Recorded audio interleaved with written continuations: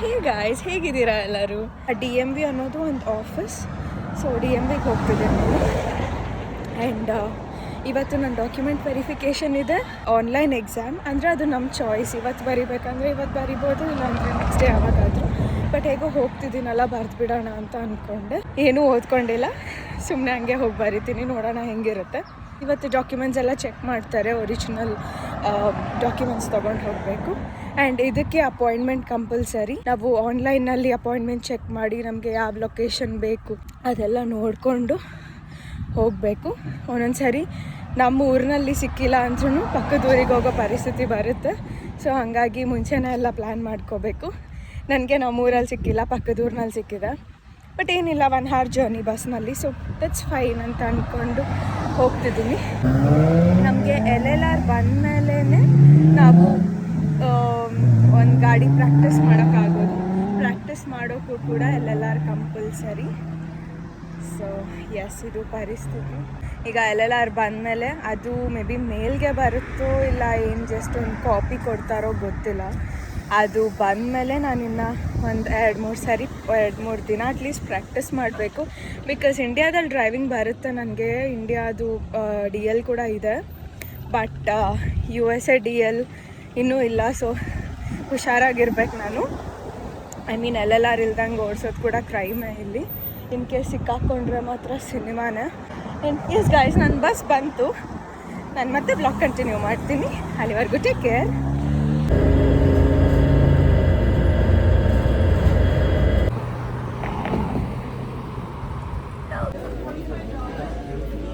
ಬಂದಿದ್ದೀನಿ DMVಗೆ. ಸಾರಿ, ನನ್ನ mobile angle ಚೆನ್ನಾಗಿಲ್ಲ. ಬಿಕಾಸ್ ಇಲ್ಲಿ ವ್ಲಾಗ್ ಮಾಡೋದು ಸ್ವಲ್ಪ ರಿಸ್ಕಿ ಅನಿಸುತ್ತೆ, ಗೊತ್ತಿಲ್ಲ. ಬಟ್ ನನ್ನ ಡಾಕ್ಯುಮೆಂಟ್ಸ್ ಎಲ್ಲ ಅಪ್ರೂವ್ ಆಯಿತು. ಆ್ಯಂಡ್ ಈ ನಂಬರ್ಗೆ ವೆಯ್ಟ್ ಮಾಡಬೇಕು. ಅಲ್ಲಿ TV ಮೇಲೆ ಕಾಣಿಸುತ್ತೆ ಈ ನಂಬರ್.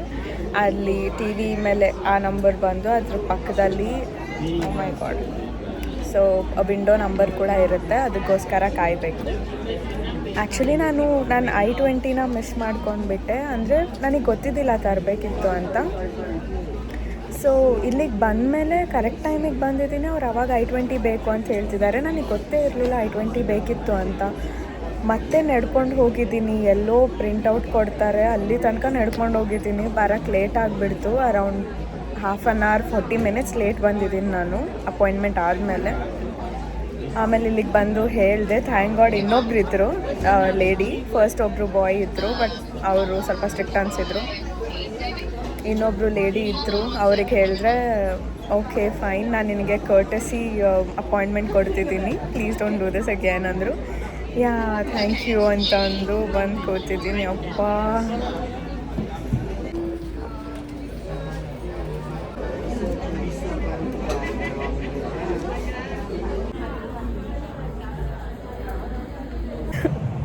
ಡಾಕ್ಯುಮೆಂಟ್ ವೆರಿಫಿಕೇಷನ್ ಎಲ್ಲ ಆಯಿತು.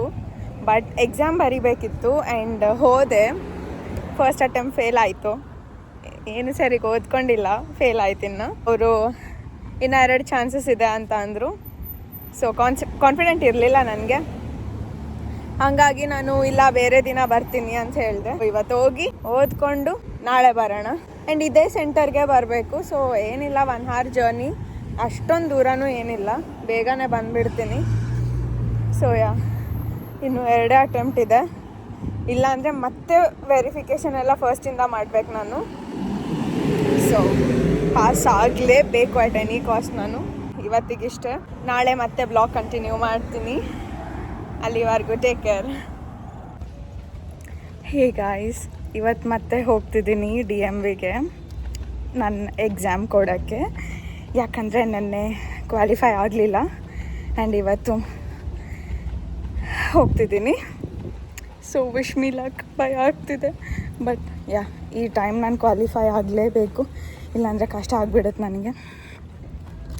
ಸೊ ಎಸ್, ಆಲ್ಮೋಸ್ಟ್ ಪ್ರಿಪೇರ್ ಆಗಿದ್ದೀನಿ. ನೆನ್ನೆನೇ ಅಷ್ಟೇ ಬಂದು ಓದ್ಕೊಂಡು ಇವಾಗ ಆಗಲೇ 3 o'clock ಆಗಿದೆ. ಇವತ್ತು ಬೆಳಗ್ಗೆಯಿಂದ ಇವಾಗ ತನಕನೂ ಓದಿದ್ದೀನಿ. ಮಾಕ್ ಎಕ್ಸಾಮ್ಸ್ ಎಲ್ಲ ಕೊಟ್ಟಿದ್ದೀನಿ. ಚೆನ್ನಾಗೇ ಇದೆ, ಕಾನ್ಫಿಡೆನ್ಸ್ ಇದೆ.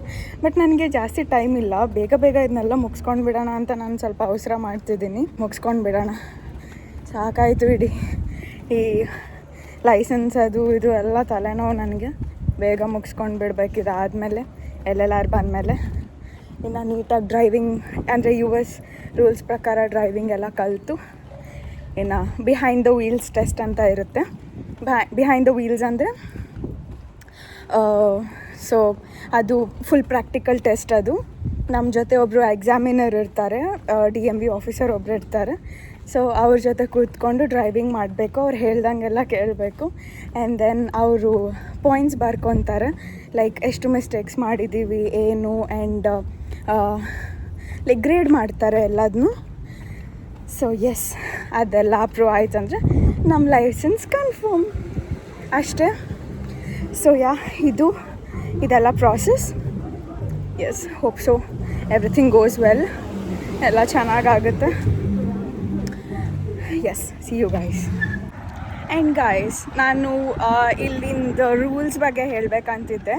ಲೈಕ್ ತುಂಬ ಜಾಸ್ತಿ ಇದ್ದಾವೆ ರೂಲ್ಸ್ ಅಂದರೆ ರೂಲ್ಸ್ ಅಪ್ಪ. ಇಲ್ಲಿ ಸುಮ್ಮನೆ ಫಾಲೋ ಮಾಡಲೇಬೇಕು ಅಟ್ ಎನಿ ಕಾಸ್ಟ್. ಯಾವ ತಪ್ಪು ಮಾಡೋಂಗಿಲ್ಲ. ತಪ್ಪು ಮಾಡಿದ್ರೆ ಮಾತ್ರ ಫೈನು, ಪೆನಾಲ್ಟಿ ಅಂತೆ, ಜೈಲಂತೆ, ಏನೇನೋ ಇದೆ ಇಲ್ಲಿ. ಆ್ಯಂಡ್ ಇದು ಹ್ಯಾಂಡ್ ಬುಕ್. ಸೊ ಇದು ಕ್ಯಾಲಿಫೋರ್ನಿಯಾ DMV ಹ್ಯಾಂಡ್ ಬುಕ್. ಈ ಬುಕ್ನಲ್ಲಿರೋದೇ ಫೈನಲ್. ಸೊ ನಾವು ಎಕ್ಸಾಮ್ಗೆ ಓದ್ಕೊಳೋದಾಗಲಿ ಏನಾದರೂ ಇರಲಿ ಈ ಬುಕ್ಕಿಂದನೇ ಓದ್ಕೋಬೇಕು. ಆ್ಯಂಡ್ ಇದ್ರ ಬೇಸಿಸ್ ಮೇಲೆ ರಿಟರ್ನ್ ಎಕ್ಸಾಮ್ಸ್ ಎಲ್ಲ ಇರುತ್ತೆ. ಗಾಡ್, ಈ ಬುಕ್ ಓದೋವಾಗ ಗೊತ್ತಾಯ್ತು ನನಗೆ, ಯಪ್ಪ ಹಿಂಗಿದೆಯಾ ಇಂಡಿಯಾದಲ್ಲಿ ಈ ಥರ ಬುಕ್ ಏನಾದರೂ ಇದೆಯಾ. ಫಸ್ಟ್ ಆಫ್ ಆಲ್ ನನಗೆ ಗೊತ್ತಿಲ್ಲ. ಸೊ ನಾನೇನು ಮಾಕ್ ಮಾಡ್ತಿಲ್ಲ ಇಂಡಿಯಾಗೆ, ಬಟ್ ನಂಗೆ ಗೊತ್ತಿಲ್ಲ ಈ ಥರ ಬುಕ್ ಇದೆಯಾ ಇಲ್ಲ ಇಂಡಿಯಾದಲ್ಲಿ ಅಂತ. ಬಟ್ ಇಲ್ಲಿ ಪ್ರತಿಯೊಂದು ಸ್ಟೇಟ್ಗೂ ಈ ಥರ ಬುಕ್ ಇರುತ್ತೆ. ಸೊ ಆ ಬುಕ್ನಲ್ಲಿ ಇರೋದೇ ಫಾಲೋ ಮಾಡಬೇಕು. ಎಸ್ ಗೈಸ್, ಇದು ಇಲ್ಲಿನ ರೂಲ್ಸ್. ತುಂಬ ಜಾಸ್ತಿ ಇದ್ದಾವೆ ರೂಲ್ಸ್. ಆ್ಯಂಡ್ ತುಂಬ ಕೇರ್ಫುಲ್ಲಾಗಿರಬೇಕು ಡ್ರೈವಿಂಗ್ನಲ್ಲಿ. ಈ ಥರ ಬೋರ್ಡ್ಸ್ ಎಲ್ಲ ಇರುತ್ತೆ, ತುಂಬ sign boards. And traffic police ಎಲ್ಲಿಂದನಾದರೂ ಬಂದುಬಿಡ್ತಾರೆ, ಲಿಟ್ರಲಿ ಯಾವ ಮೂಲೆಯಿಂದನಾದರೂ ಬಂದುಬಿಡ್ತಾರೆ.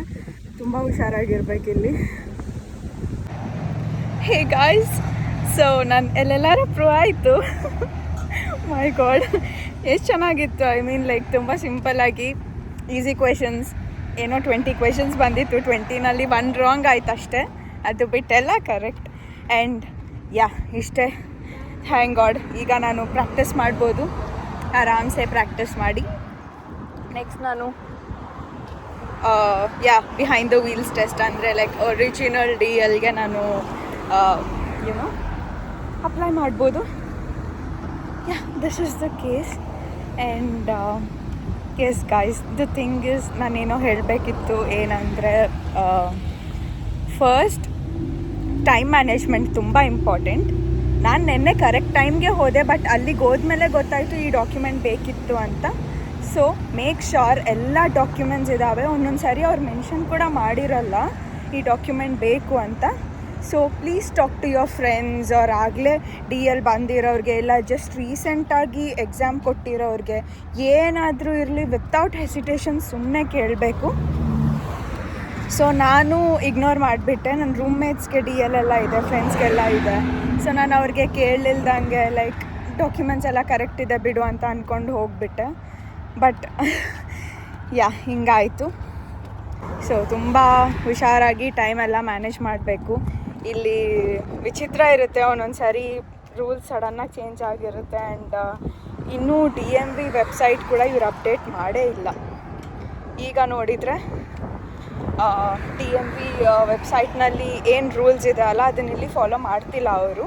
ಬೇರೆ ಥರನೇ ರೂಲ್ಸ್ ತಂದಿಟ್ಟಿದ್ದಾರೆ. ಅದು ಬೇರೆಯವ್ರಿಗೆ ಗೊತ್ತಾಗೋ ತನಕ, ಇಲ್ಲ ನಮಗೆ ಎಕ್ಸ್ಪೀರಿಯನ್ಸ್ ಆಗೋ ತನಕ ಗೊತ್ತಾಗಲ್ಲ. So this is the case. ತುಂಬ ಹುಷಾರಾಗಿರಬೇಕು, ತುಂಬ ಕಾಷಿಯಸ್ ಆಗಿರಬೇಕು. ಆ್ಯಂಡ್ ಒಂದು ಸಣ್ಣ ತಪ್ಪು ಕೂಡ ಅದು ಎಲ್ಲಿಗೋ ಕರ್ಕೊಂಡು ಹೋಗಿಬಿಡುತ್ತೆ, ಸೀರಿಯಸ್ಲಿ. ಆ್ಯಂಡ್ ಇವತ್ತು ಇನ್ನೊಂದು ಏನಾಯಿತು ಅಂದರೆ, ನಾನು ಬಸ್ ಸ್ಟಾಪ್ಗೆ ಹೋಗಿ ನಿಂತಿದ್ದೀನಿ ಆಗಲೇ. ಕರೆಕ್ಟ್ ಬಸ್ ಸ್ಟಾಪ್ ಮೇಲೆ ನಿಂತಿದ್ದೆ ಫಸ್ಟ್ ಥಿಂಗ್. ಅದಾದಮೇಲೆ ನನಗೆ ಮ್ಯಾಪ್ನಲ್ಲಿ ನಾವು ಯೂಶಲಿ ಇಲ್ಲಿ ಗೂಗಲ್ ಮ್ಯಾಪ್ಸ್ ನೋಡ್ತೀವಿ, ಯಾವ ಬಸ್ ಸ್ಟಾಪ್ನಲ್ಲಿ ನಿಂತ್ಕೋಬೇಕು, ಬಸ್ ಯಾವಾಗ ಬರುತ್ತೆ, ಯಾವ ಬಸ್ ಹತ್ತಬೇಕು ಎಲ್ಲದು.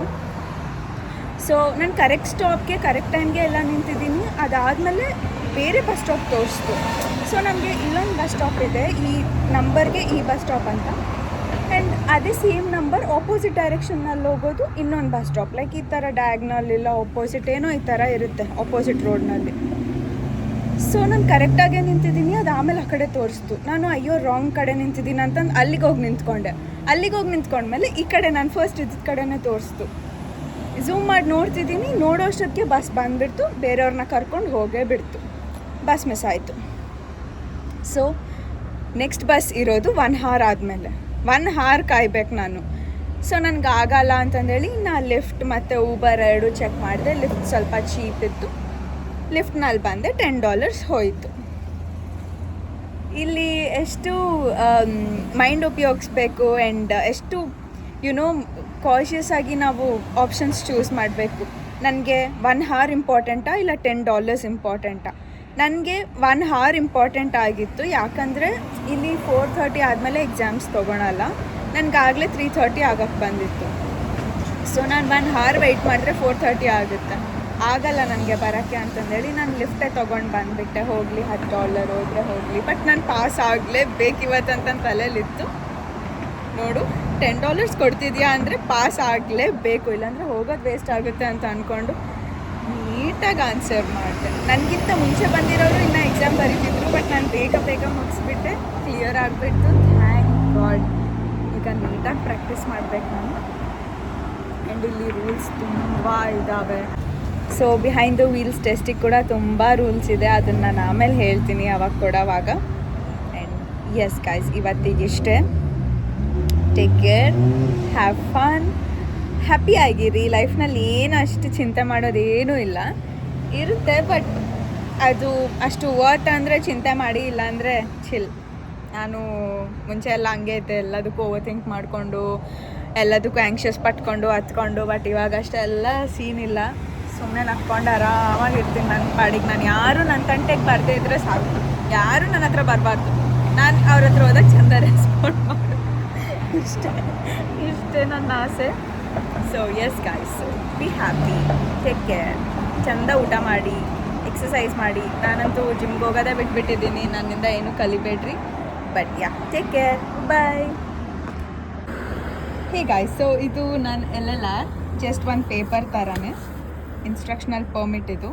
ಇಲ್ಲಿ ನೋಡಿ, ಕೋಇನ್ಸಿಡೆನ್ಸ್, ನನ್ನ date of birth 6th September. ಇಲ್ಲಿ ಫಸ್ಟ್ ಮಂತ್ ಬರುತ್ತೆ, ಆಮೇಲೆ ಡೇಟ್ ಬರುತ್ತೆ. So 6th September 2000. ಇದು ಎಕ್ಸ್ಪೈರ್ ಆಗೋದು ಉಲ್ಟಾ ಮಾಡಬೇಕು ಅಂದರೆ 9th June 2026. ಅಂದರೆ 1 year ಟೈಮ್ ಇರುತ್ತೆ ಅಷ್ಟೇ. ಇಷ್ಟರೊಳಗೆ ಮೇನ್ DL ತೊಗೊಂಡ್ಬಿಡ್ಬೇಕು, ಕ್ಯಾಲಿಫೋರ್ನಿಯಾ DL.